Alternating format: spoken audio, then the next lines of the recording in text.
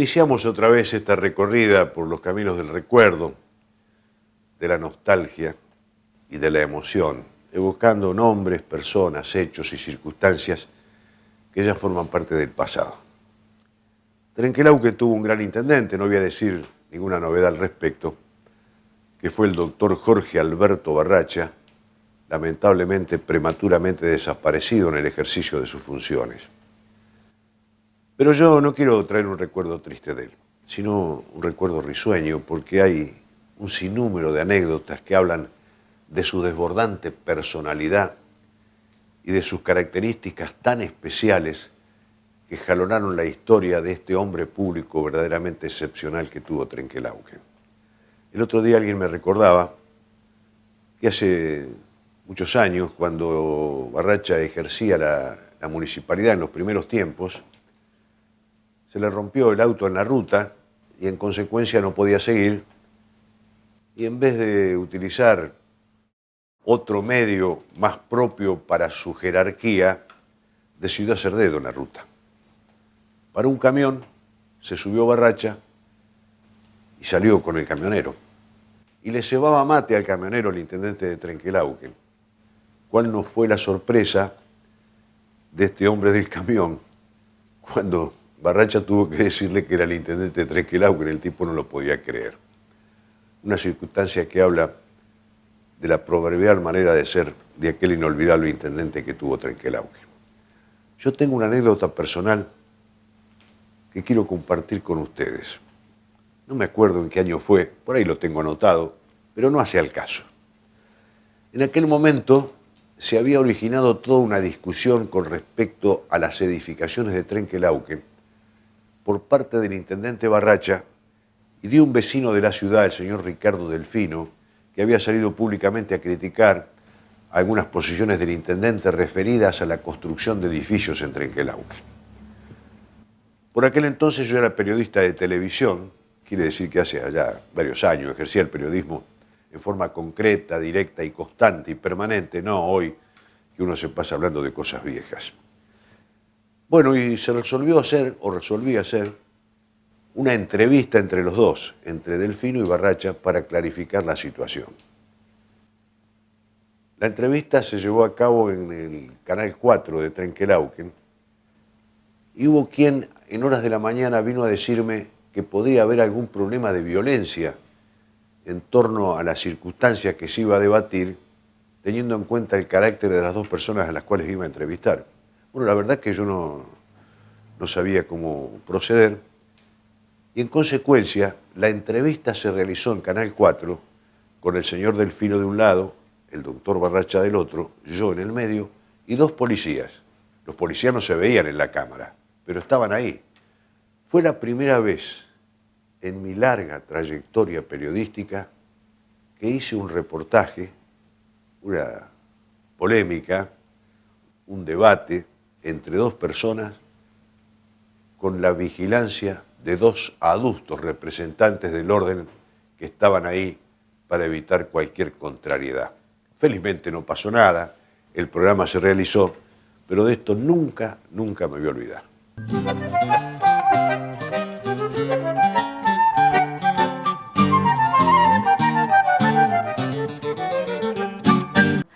Yo me llamo Nilda Brúa, Nilda Aide Brúa, pero bueno, me llaman Coqui, soy Coqui, para todo el mundo soy Coqui, porque me dicen Nilda, me llaman Nilda y no sé a quién le llaman porque estoy tan acostumbrado a mi sobrenombre que siempre me dicen Coqui. Bueno, nací acá en Trenquelauquen el 24 de agosto de 1945, o sea que dentro de unos días es mi cumpleaños. Bueno, soy profesora de danzas, empecé yo digo que era grande cuando empecé danza, porque empecé a hacer danzas clásicas cuando tenía 14 años, pero antes me gustaba mucho bailar, siempre me gustó mucho bailar y yo iba a la casa del niño y teníamos la profesora de música que era la señorita Herminda Pergolani y nos enseñaba folclore. Y bueno, me acuerdo que yo iba a una casa, a un salón de danza que había frente a la plaza y miraba porque me encantaba cómo hacían danzas clásicas Y bueno, y yo no podía ir porque mi mamá no me podía pagar. Ay, bueno, me emociono. Y bueno, entonces mi mamá empezó a trabajar y me empezó a pagar las cuotas. Y empecé a hacer danza con Marta de Virgilio. Me acuerdo que daba clases en el Centro Español. Era un salón inmenso, de piso de madera, hermoso. Y bueno, me fui a hacer danza clásica con ella. Así que bueno, tenía un montón de compañeras, bailé, Marta Di Virgilio hacía los festivales y los hacía en la Biblioteca Rivadavia. Y después me recibí de profesora de danza clásica con Marta Di Virgilio en el 66. ¿Viste? Hace bastantes años. Pero antes del 66, no sé, ponerle, sería en el 64 más o menos, acá en Trenquelauquen ella daba clases acá. Pero, por ejemplo, en Pellegrini no había quien diera clases. Entonces empecé a dar clases en la zona. Empecé a dar clases en el garage de mi casa. En el garage de mi casa, no, tampoco era un garage, era el living de mi casa. Entonces yo tenía era el living y tenía unos sillones y tenía una estufa leña. Entonces sacaba los sillones y la estufa leña la hacíamos de barra con las chicas. Así era un poco alta la barra, pero bueno. Y mis primeras alumnas tuve 3 alumnas.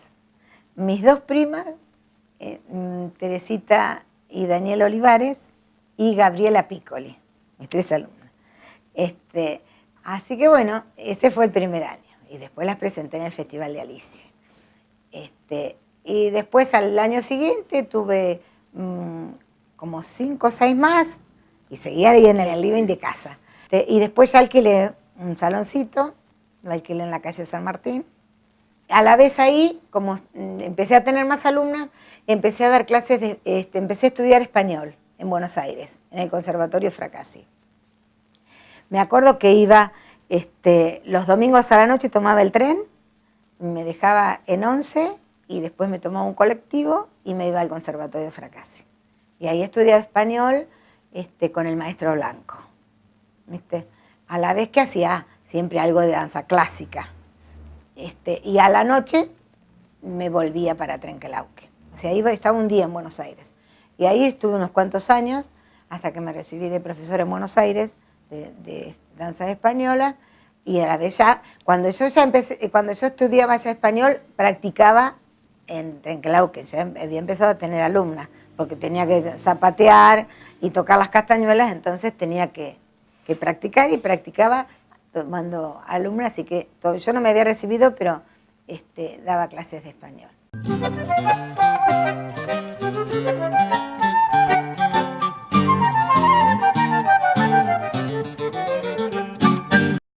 Yo seguí dando clases en el salón y lo cerré en el 99, porque ya estaba cansada y yo aportaba como profesora de danza para jubilarme y ya estaba cansada, quería estar un poco en mi casa con mi hijo, mi marido, o sea que quería estar, ya me había cansado ya de dar clases, pues di muchos años, pero después después de dejar, claro, tuve un impasse como de 2 años y empecé a engordar y como que no me gustaba mucho estar en casa. Primero quería estar en casa, después ya no quería estar tanto. Y me llamaron del centro de jubilados, Margarita Alonso, para que diera clase a adultos. Y bueno, empecé a dar todos los sábados en el centro de jubilados. Tenía tanta gente, porque empecé a dar baile. Sí, en el Centro Vasco viví hace como 7 años, me llamaron para dar clase de danza vasca. Porque estaba dando mi alumna, Ida Pérez, que ya había hecho cursos ella. Y bueno, entonces, como ella no quería venir más a Trenquelauquen, me dice, ¿cómo que vos ya que no das más? Porque yo les digo en el centro vasco y das vos. Yo le digo, pero yo no sé danza vasca, yo sé bailar, pero de ahí a la danza vasca, que es muy distinto. Es muy distinto a bailar danza español. Yo soy profesora de español, pero es distinto hacer danza vasca. Entonces, bueno, fui a hacer cursos en Santa Rosa. Así que en la actualidad sigo todavía. Como yo pertenezco al centro de jubilados, y el centro de jubilados Margarita Alonso estaba invitada en San Luis a unos eventos muy grandes que se hacen para adultos, ¿no? Entonces fuimos de acá del centro de jubilados y me habíamos preparado un vals con Raúl Bernes, un vals vienés. Y después hicimos de español, yo preparé a las señoras con un paso doble español, después Margarita llevó de folclore, y ahí ganamos el primer premio con Raúl. Entonces, cuando se hizo el bicentenario, nos invitaron a bailar ese vals, y lo hicimos en la plaza, acá en Trenquelauquen. Como también lo bailamos acá, y ganamos en San Luis, en Córdoba en Carlos Paz se hizo otro festival así para adultos mayores, y fuimos y abrimos el espectáculo. Esa vez abrimos, como habíamos ganado el año anterior, en el 2009, en el 2010 bailamos, hicimos la apertura del festival. Así que todavía sigo en actividad, no sé hasta dónde. El otro día me preguntaron, ¿hasta cuándo vas a seguir bailando, Coqui? Y bueno, hasta cuando me dé el cuerpo, hasta cuando me dé el físico voy a seguir bailando, porque realmente es mi vida, amo bailar. Yo me parece que si no bailo, no sé.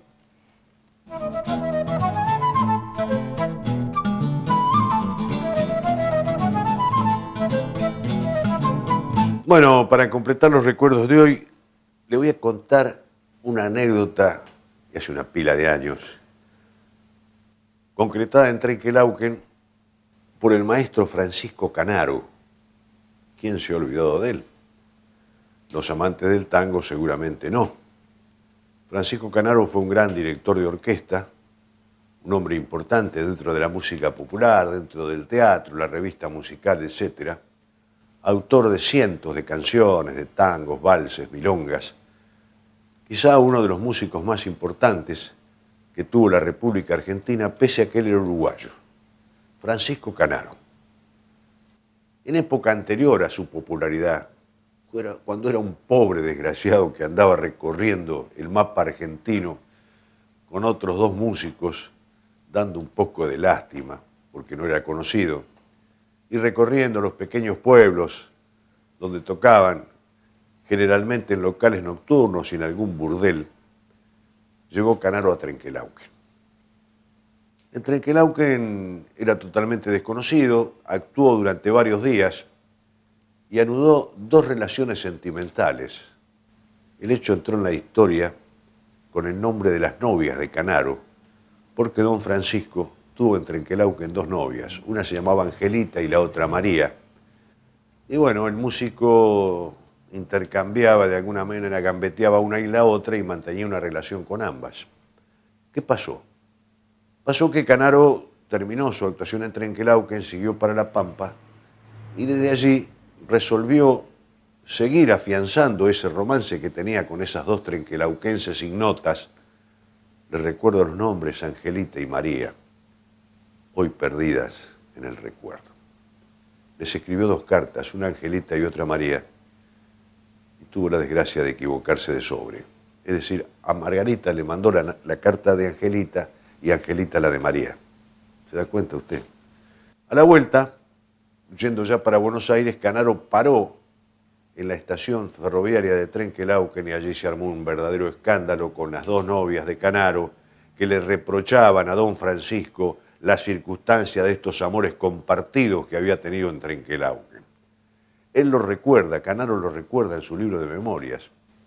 Pasó un momento muy difícil. Muchos años después, en el año 43, volvió Canaro en el pináculo de su fama, en el momento más importante de su carrera profesional, año 1943, con la voz de Roberto Maida y una orquesta de 15 integrantes, actuó Canaro por segunda vez en Trenquelauquen. Ya había quedado atrás aquella época de miseria, de trajes rotos y de comida salteada, en la cual había tenido esas dos novias, y era todo un personaje. Actuó en el Cine Monumental ante una platea que colmó las instalaciones de esa sala. Seguramente Canaro esa noche recordó aquella anécdota, no anécdota, sino realidad que vivió él con ese hecho histórico que él recuerda en sus memorias como las dos novias de Canaro, que seguramente ya no estaban en Trenquelauquen en el año 43, habían pasado ya 40 años y formaban solamente una parte del recuerdo del gran músico argentino. Cosas del viejo Trenquelauquen.